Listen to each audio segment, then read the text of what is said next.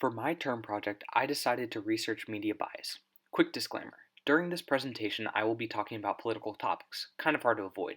I want to make it clear that when I am talking about political topics or events, I am not trying to endorse either side or make an argument about it. I am simply using it as an example of media bias.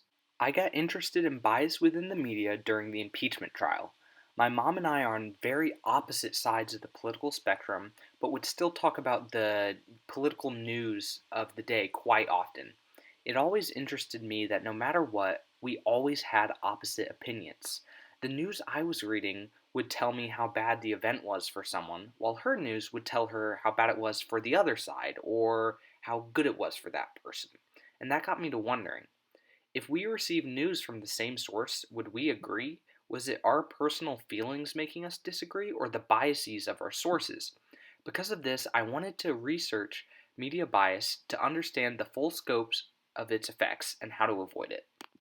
To do this, I conducted a study where I had people read an article or watch a video about a political topic, and then I measured how the article changes their opinions using before and after surveys. Initially, I wanted to change the organization name on the articles to see how that would affect people's trust or opinion of the article itself. However, after doing research on the ethics of lying to subjects and manipulating subjects, I ultimately decided to scrap that idea and just give people articles with every mention of any organization erased to avoid bias. The first topic I chose was Rod Blagojevich. For those of you who don't know, Mr. Blagojevich is the former governor of Illinois and was arrested in 2008 for corruption charges, including attempting to sell a Senate seat vacated by then President-elect Obama after he won the election. Recently, Mr. Blagojevich was released from prison when President Trump commuted his sentence. I chose this topic because I felt like people wouldn't have a strong opinion already about this issue, which would make it easier to measure how the article changes them. In order to get a full range of media bias, I chose 3 articles about Mr. Blagojevich. One from the left, one from a more center approach, and one from the right. So this first article is a Vox article to represent the left. And unfortunately, I'm not going to have time to be able to go through all the articles fully and read to you all the points where there's bias, but from the headline, you can clearly see that the use of the word scandal right away tells you, hey, this is a bad thing. This next article is an NPR article, and it represents a more centrist approach. And again, I think that the headline does a really good job at kind of showing the bias of the article. So as you can see, it's using the word released, which is a more neutral term. There's nothing one way or the other that shouts, hey, you should feel this way before you even read the article. And this final article is a Fox article representing the right perspective. And as you can see, just again from the headline, freed by Trump clearly shows that, hey, this was a good thing. It was someone who was saved by the president. And that really just sets you up to feel good about the commutation before you even read the article. My second topic is gun control. I chose gun control because I felt like it would be a good comparison to the Blagojevich topic. Unlike the previous topic, nearly everyone has an opinion on gun control, and it is often a very sensitive topic. To do this, I chose 2 videos. One made by Vox that does a good job arguing the left side, using data to compare us to other countries, and the other made by ProgRU, which does a good job arguing the right side using data to compare us to other countries, as well as arguing the freedoms perspective. Unfortunately, I ran into a lot of problems along the way that ended up making my data unusable. A lot of these problems were caused by schools closing. Because we were all working from home, I had a really hard time recruiting people for this project because I couldn't go up to people and ask them. I had to do it through emails. Additionally, with Holland Hall closed, I had to pivot to doing the surveys online rather than in person. And while doing this, I forgot to change the surveys themselves to make sure they worked online. And because of this, I lost some of my data because I didn't collect information about the person's email. So I had no way of comparing the pre and the post test, which before schools closed, I didn't think I would need to worry about because I was doing it all on paper. I also had problems with my topics.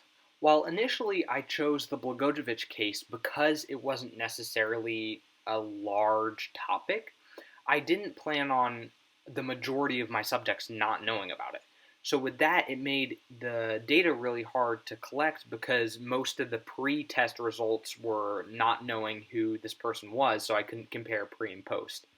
For my second topic, gun control, the results were too polarized. While initially I chose it because I thought that it would be a good way of seeing a topic that everyone has an opinion about, I didn't expect everyone to feel very strongly one way or the other, and because of that, there was no more room to grow. And that also could have been a mistake with the way I took in results, but everyone was either the lowest possible for increasing gun control and or the highest possible for increasing gun control on the pre-test. So the post-tests weren't able to measure a difference. With all these issues, from small sample size to lost data to poor choice in topic, I ended up with data that wasn't really usable, with data that was too small to actually be able to pull results from. So at this point, I had to pivot. So I decided to zoom out and look at media bias more broadly. Through this, I researched the different types of media bias. Selection bias is a form of media bias where organizations can choose to not talk about news that might reflect poorly on their side. If you're only getting your news from one source, this bias can often be very hard to spot. As an example for this form of bias, I'm going to be comparing the Kavanaugh sexual assault allegations to the Biden sexual assault allegations and how CNN and Fox News reported on them. Again, I'm not going to be getting into the issues themselves, but I'm just going to be using the issues as an example of how news organizations report. Also, it should be noted that these cases are not the same. They happened at different times to different people, and it's impossible to find two cases like this that will be exactly alike. So, this is not at all a scientific approach. This is just a good example and a good way to wrap your head around it. As you can see here, CNN has written 149 articles about the Kavanaugh sexual assault allegations, while only writing 5 about Biden's sexual assault allegations, while Fox News has written 26 articles about Kavanaugh's sexual assault allegations, whilst writing 38 about Biden's. I should mention that these allegations happened at different times. Kavanaugh's allegations and the news coverage of it mostly happened last year, whereas Biden's allegations are happening right now, and I'm sure more articles have been written since I made this video. So, what we shouldn't be doing is comparing the Kavanaugh's assault allegation articles to the Biden assault allegation articles, because the Biden assault allegations are still very new. What we should be comparing is the difference between how many articles CNN writes and how many articles Fox writes. As you can see, CNN has written a lot prolifically about Kavanaugh, but very, very little on Biden. Whereas Fox has written a lot more on Biden than they have on Kavanaugh, which I think clearly shows that both sides are trying to avoid the topic when it hurts their political agenda. Again, while this is just one limited example, I think this does a great job showing selection bias. If you're a CNN reader, you might not even know about the Biden allegations. The next form of bias I will be talking about is sensationalism. And while the National Enquirer is obviously a very extreme example of sensationalism, most organizations are guilty of sensationalism, although definitely not as extreme as the Enquirer. One example of this is Richard Jewell. In 1996, a security guard named Richard Jewell found a bomb at the Summer Olympics in Atlanta, Georgia. He started clearing the area before the bomb went off, and because of that was printed everywhere as a hero. Unfortunately, that would quickly change when it was leaked that the FBI was investigating him as a person of interest. In a CNN broadcast, one reporter said, "The speculation is that the FBI is close to making the case in their language. They probably have enough to arrest him right now. Probably enough to prosecute him, but there are still some holes in this case." Unfortunately, with broadcasts like that and headlines all around the US, people just assumed that Mr. Jewell was guilty, which led to 2 lawsuits by bombing survivors against him, as well as many, many personal threats and attacks. Eventually, the true culprit was found, but the damage was already done to Mr. Jewell and his mental health. The last form of media bias I will be talking about is word choice. In this article, Fox News asserts that Ocasio-Cortez has received intense criticism for policy proposals like the Green New Deal, which is true. But it's also true that they've received a lot of praise for it, which isn't reflected in this article. So if you only read Fox News to get all of your news, you won't know that there are people that think it's a good idea. You'll only know that it is a bad idea. So, what should we do about it? Well, it's okay to read articles that are biased. It's okay to read CNN, Fox, all the other organizations that I picked on today. But you should know the biases of the sources that you're reading. You should know that CNN is politically biased to the left and that InfoWar is all the way down on source reliability. You should know those things. And if you know that, then you can read with a much better perspective.